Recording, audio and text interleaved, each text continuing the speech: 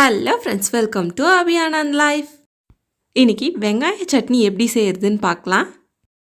ஒரு பேனில் கொஞ்சமாக எண்ணெய் சேர்த்திட்டு உளுத்தம்பருப்பு 1 டேபிள் ஸ்பூன் எடுத்து வச்சுருக்கேன், அதை சேர்த்திக்கலாம். கடலைப்பருப்பு 1 டேபிள் ஸ்பூன் நல்லா பொன்னிறமாக வறுத்து எடுத்துக்கலாம். ஓரளவுக்கு நல்லா கலர் வந்தப்புறம் 8 மிளகாய் வச்சுருக்கேன், அதை சேர்த்திக்கலாம். மிளகாய் கருகிடாமல் இருக்க அடுப்பை லோ ஃப்ளேமில் வச்சுட்டு ஒரு 2 மினிட்ஸ் வணக்கி எடுத்துக்கலாம்.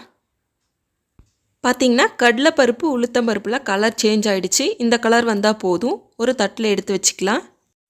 அதே பேனில் கொஞ்சமாக ஆயில் சேர்த்திட்டு 2 வெங்காயம் கட் பண்ணி வச்சுருக்கேன், அதை சேர்த்திக்கலாம்.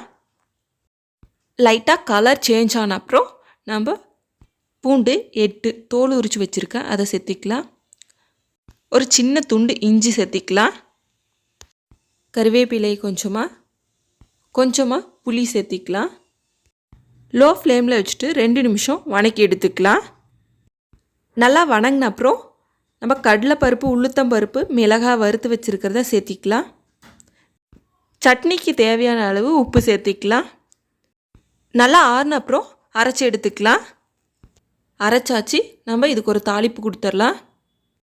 அதே பேனில் கொஞ்சமாக எண்ணெய், 1 டேபிள் ஸ்பூன் கடுகு, உளுத்தம்பருப்பு கொஞ்சமாக, கருவேப்பிலை கொஞ்சம், மிளகாய் 2, அவ்வளோதான். நம்ம அரைச்சி வச்சுருக்க சட்னியில் சேர்த்திக்கலாம்.